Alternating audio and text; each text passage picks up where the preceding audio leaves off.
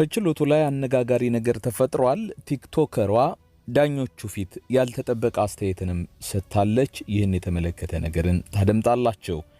ንብረቴን ተነጠቅኩኝ፣ ጎዳና ላይ ልወጣ ነው፣ የኔን ጉዳይ ጠቅላይ ሚኒስትሩ ይመልከቱልኝ በማለት ሰሞኑን ወደ ሚዲያ የወጣችው አትሌት ገለቴ ቡርቃ መነጋገሪያነቷ አሁንም ቀጥሏል።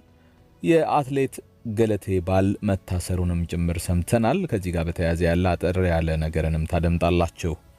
ድምፃዊው አንዱዓለም ጎሳ ከእስር መፈታቱ ተነግሯል። በፍቅረኛው ቀነኒ አዱኛ ሞት ተጠርጥሮ ላለፉት 2 ወራት ገደማ በእስር ላይ ቆይቷል የተባለው ድምፃዊው አንዱዓለም ጎሳ ትላንቱን ከእስር ተለቋል ስለመባሉ የተሰማውን ከዚህ ጋር ያለ ነገርም ታደምጣላችሁ። እንደዚሁም የፐርፐዝ ብላክ ባለአክሲዮኖች ከመንግስት ከባድ መርዶን ሰምተዋል። ይህም ይዳሰሳል። እስከ ፍጻሜ አብራችሁን ቆዩ። ወደ ዝርዝር ጉዳዮቹ ነው የማሻግራችሁ። በቲክቶክ ላይ በተላለፈ ቪዲዮና እሱን ተከትሎ በተነሳም ውዝግብ ለእስር የተዳረገችው ቲክቶከሯ ስመኝ ገብሩ ጃኒ ፍርድ ቤት ቀርባለች። ስመኝ ገብሩ በቲክቶክ ደግሞ ጃኒ በድሬዳዋ ሴቶች ስለሚለብሱት ሽቲ የተመለከተ በቀጥታ ስርጭት ላይ የተናገረችው ንግግር የመታሰሯ ምክንያት መሆኑም ይታወቃል። ይህንን ጉዳይ በተመለከተ በራሷ የቲክቶክ ገጽ ላይ በጣም ተሳስቻለሁ በማለት ይቅርታ የጠየቀች ቢሆንም ጉዳዩ ወደ ሕግ ተመርቶ በድሬዳዋ ከተማ አስተዳደር ፖሊስ ከሳሽነት ባለፈው ሳምንት ሐሙስ ግንቦት 29 2017 በአዲስ አበባ በቁጥጥር ስር ከዋለች በኋላ ወደ ድሬዳዋ ተወስዳ ትላንት ፍርድ ቤት ቀርባ እንደነበረ ነው የተገለጸው። ፖሊስ ከተከሳሿ ስልክ ጋር ያልሰራናቸው ምርመራዎች ስላሉኝ ተጨማሪ ቀናት ይሰጡኝ በማለቱ 7 ቀን በፍርድ ቤት ተፈቅዶለት ለሰኔ 9 2017 ዓ.ም ተለዋጭ ቀጠሮ ነው የተሰጠው። ቲክቶከሯ ይፋዊ መጠሪያ ስሟ በሶሻል ሚዲያ እንደሚገለጸው ስመኝ ገብሩ ሳይሆን በፍርድ ቤት ወደ ጃኒ ገብሩ በመቀየሩ በችሎቱ በይፋዊ መጠሪያ በማድረግ ጃኒ ገብሩን ማስመዝገቧንም ለማወቅ ተችሏል። ታዲያ በዚሁ የትላንት በስቲያዊ ችሎት ሂደት ላይ ቲክቶከሯ ጃኒ ዳኞችን በሳቅ ፍርስ ያደረጉ አስተያየቶችን ሰጥታለችም ነው የተባለው። በችሎቱ ፊት ቀርባ የድሬዳዋ ሰዎች ጸዴ ናቸው ብላ ስትናገር ሙሉ ችሎቱ በተለይም ዳኞችንም አስፈግጓል ነው የተባለው። ችሎቱን ሲከታተል በነበረው ጠበቃ ዮሐንስ ዘውዱ አንደበት ከአፍ የወደቀች ጥሬ የምታህል ሚጢጢ ናት ተብላ የተገለጸችው ጃኒ በቀጣይ ስመጣ ሽቲ ለብሼ ነው የምመጣው ብላ ችሎቱን ፈገግ አሰኝታለችም ተብሏል። ይህ አይነቱ የተከሳሹ አካሄድ በጥፋቷ መጸጸቷን በማሳየት ሊጣልባት የሚችለውን ፍርድ ለማቅለል የተጠቀመችበት ሳይሆን እንዳልቀረ የገመቱም በርካቶች ናቸው። ንብረቴን ተነጠቅኩኝ፣ ጎዳና ልወጣ ነው፣ የኔ ጉዳይ ጠቅላይ ሚኒስትሩ ቢመለከቱልኝ በማለት ሰሞኑን ወደ ሚዲያ የወጣቸው አትሌት ገለቴ ቡርቃ መነጋገሪያነቷ አሁንም ቀጥሏል። ከባለቤቷ ጋር በተፈጠረ አለመግባባትና ፍቺ መኪናዎቿን፣ ቦታዎቿን እንደዚሁም ንብረቷንም እንዳጣች የገለጸችው አትሌት ገለቴ በአሁኑ ሰዓት ችግር ላይ ስለመሆኗም ተናግራለች። ታዲያ ትላንቱን በወጡ ዘገባዎች የገለቴ የትዳር አጋር የነበረው ሰው ምሽቱን አዲስ አበባ ውስጥ በጸጥታ አካላት ተይዞ መታሰሩ ተሰምቷል። የአትሌት ገለቴ ቡርቃ የቀድሞው ባለቤት ታደለ ገብረ መድህን አዲስ አበባ ውስጥ ከነ መኪናውና ከያዘው ሽጉጥ ጋር በቁጥጥር ስር መዋሉን ለጉዳዩ ቅርበት ያላቸው ምንጮች ገልጸዋል። ከቀናት በፊት ገመዳ ሾው በተሰኘ የቴሌቪዥን ፕሮግራም ላይ ቀርባ ብሶቷን የተነፈሰችው አትሌት ገለቴን አስመልክቶ የኢትዮጵያ አትሌቲክስ ፌዴሬሽን አመራሮች መግለጫ ትላንቱን የሰጡ ሲሆን የፌዴሬሽኑ ምክትል ፕሬዝዳንት አትሌት መሰረት ደፋር ከአትሌት ገለቴ ቡርቃ ጋር በተያያዘ መግለጫን በሰጠችበት ወቅት በሐዘን ስሜት ተውጣ ስትናገርም ተስተውላለች። እኔ በጣም አሞኛል፣ ስሜታዊ ላለመሆንም ሞክራለሁኝ ያለችው አትሌት መሰረት ገለቴ ሰሞኑን በተለያዩ ሚዲያዎች ላይ በነበራት ቆይታ ግማሹን እንኳን ተናግራለች ማለት አልችልም። እንደ ቅርብ ሰውም ከመጀመሪያውም ጀምሮ የገለቴን ታሪክ አውቀዋለሁ። እኔ ዛሬ የሚያመኝ ነገር የገለቴ ሀብት ንብረቷን ማጣት አይደለም። ገለቴ ከኛ 2 ወይም 3 ዓመት ታናሽ ብትሆን ነው። እኔ ዛሬ 3 ልጆች አሉኝ። ሴት ልጅ የመሮጫና የመውለጃ ጊዜ አላት። ገለቴ ያን ሁሉ ዓመት ሮጣ 1 ልጅ እንኳን የላትም። ይሄ ለኔ በጣም ህመም ነው።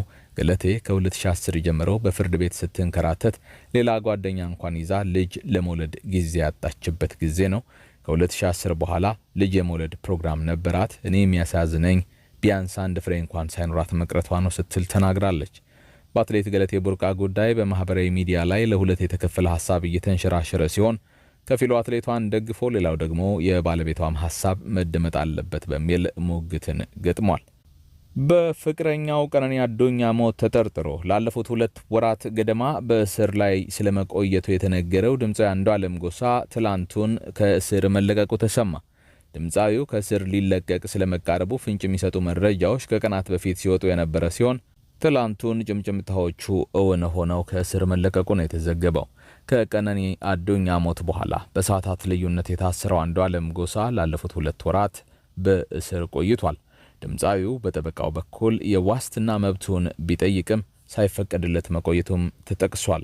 በተደጋጋሚ ፍርድ ቤቱ ለፖሊስ የምርመራ ጊዜ በመፍቀድ ለክስ የሚያበቁ ማስረጃዎች እንዲሰባሰቡ ሲያደርግ መሰንበቱም ነው የተነገረው። በዚህም ከቀናት በፊት በነበረው የችሎት ሂደት ለፖሊስ ተደጋጋሚ የምርመራ ጊዜ ሲፈቀድ የነበረ ሲሆን በዚህ ሰሞን በነበረው ሂደት አቃቤ ሕግ ከፖሊስ ባገኘው ማስረጃ ላይ ተመስርቶ በአንድ ሳምንት ጊዜ ውስጥ ክስ እንዲመሰርት ብይን ተሰጥቶም ነበር። ታዲያ እስካሁን ባለው መረጃ ፖሊስ አንዱዓለም በቀነኒ ሞት ውስጥ እጁ እንዳለበት የሚያሳይ ማስረጃ አላገኘውም ብሏል። ይህም ማለት አንዱዓለምን ለቀነኒ ሞት ተጠያቂ የሚያደርግ ማስረጃ ላገኝ አልቻልኩም ማለቱ ነው።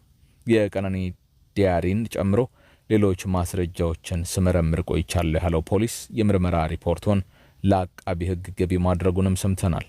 አቃቤ ሕግ ደግሞ በቀረበለት የፖሊስ የምርመራ ውጤትና ማስረጃ ላይ ተመስርቶ ክስ የሚያቀርብ ሲሆን እስካሁን ባለው ሂደት አንዱዓለምን ተጠያቂ ሊያደርግ የሚችል ነገር አልተገኘም ነው የተባለው። እናም ይህን ተከትሎ አንዱዓለም ከእስር መፈታቱ ነው የተሰማው።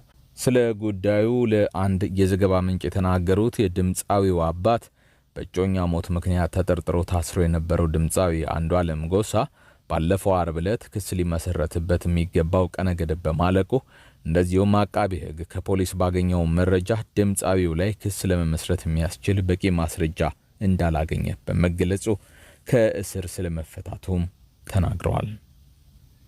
የፐርፐዝ ብላክ ባለ አክሲዮኖች ከመንግስት ከባድ መርዶውን ሰሙ። የገቢዎች ሚኒስቴር ፐርፐዝ ብላክ ኢትዮጵያ ውስጥ ውዝፍ የግብር ዕዳ አለበት ሲል ማሳወቁ ተሰምቷል። መስሪያ ቤቱ ኦዲት አድርጌ ደርሼበታለሁ ይከፈለኝ ያለው የታክስ ዕዳው 31 ሚሊዮን ብር እንደሆነ ተሰምቷል።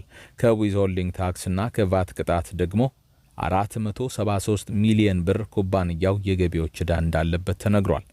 ፐርፐዝ ብላክ ሜክሲኮ ላይ ሊሰራ ላሰበው ባለ 115 ፎቅ መኖሪያ ከ1700 ሰዎች 1.5 ቢሊዮን ብር መሰብሰቡ ይታወቃል። 1.5 ሚሊዮን ብር ቅድመ ክፍያ የከፈሉና አሁን ብራቸው እንዲመለስላቸው የሚጠብቁ ሰዎች ገቢዎች ሚኒስቴር አለኝ ያለውን ገንዘብ ከወሰደ በኋላ እንደዚሁም ድርጅቱ ከሌሎች ተቋማት የወሰደው ገንዘብ ካለም እሱ ከተመለሰ በኋላ ነው ገንዘባቸውን ማግኘት የሚችሉት ማለት ነው። ፐርፐዝ ብላክ በዚህ ሰዓት ሼር እንጂ ቤት አልሸጥኩም፣ ለሼር ደግሞ ቫት አይከፈልም የሚል ክርክር ውስጥ መግባቱ ተሰምቷል። የፐርፐዝ ብላክ የኢትዮጵያ መስራች የሆኑት ዶክተር ፍስሐ እሸቱ ችግሩ ከተፈጠረ በኋላ ለደህንነቴ ያሰጋኛል በማለት ለሁለተኛ ጊዜ ከሀገር ኮብልለው ወደ ሀገር አሜሪካ መሰደዳቸው ይታወሳል።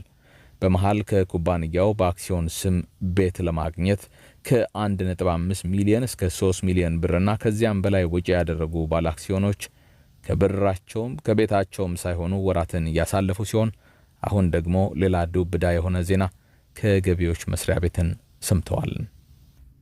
የአሜሪካው ፕሬዝዳንት ዶናልድ ትራምፕ በ12 ሀገራት ላይ የጣሉት የጉዞ እገዳ ተግባራዊ ሆኗል። መመሪያው ከትላንት ጀምሮ በሀገራቱ ላይ ተግባራዊ ሲሆን በቀጥታ የታገዱት 12 ሀገራት አፍጋኒስታን፣ ሚያንማር፣ ቻድ፣ ኮንጎ ሪፐብሊክ፣ ኢኳቶሪያል ጊኒ፣ ኤርትራ፣ ሃይቲ፣ ኢራን፣ ሊቢያ፣ ሶማሊያና ሱዳን እንደዚሁም የመን ናቸው። በተጨማሪም አዲሱ መመሪያ ከቡሩንዲ፣ ኩባ፣ ላኦስ፣ ሴራሊዮን፣ ቶጎ፣ ቱርክሜኒስታን እንደዚሁም ቬንዙዌላ ጥብቅ የኢሚግሬሽን ገደቦች ላይ እንዲጣልባቸው አድርጓል። ምንም እንኳን ትላንት ስራ ላይ የዋለው የጉዞ እገዳ ከተጠቀሱት ሀገራት የሚመጡ ዜጎችን አዲስ የቪዛ ማመልከቻ የሚከለክል ቢሆንም እገዳው ቀደም ሲል የተሰጡ ቪዛዎችን እንደማይሰርዝ መመሪያው ላይ በግልጽ ተቀምጧል። ነገር ግን ከዚህ ሳምንት ጀምሮ ከተዘረዘሩት ሀገሮች አዲስ የቪዛ ማመልከቻዎችን የሚያስገባ ግለሰብ በልዩና አስገዳጅ ሁኔታዎች ካልሆነ በስተቀር ማመልከቻው ወዲያውኑ ውድቅ ይሆናል ሲል አናዶሉ ዘግቧል።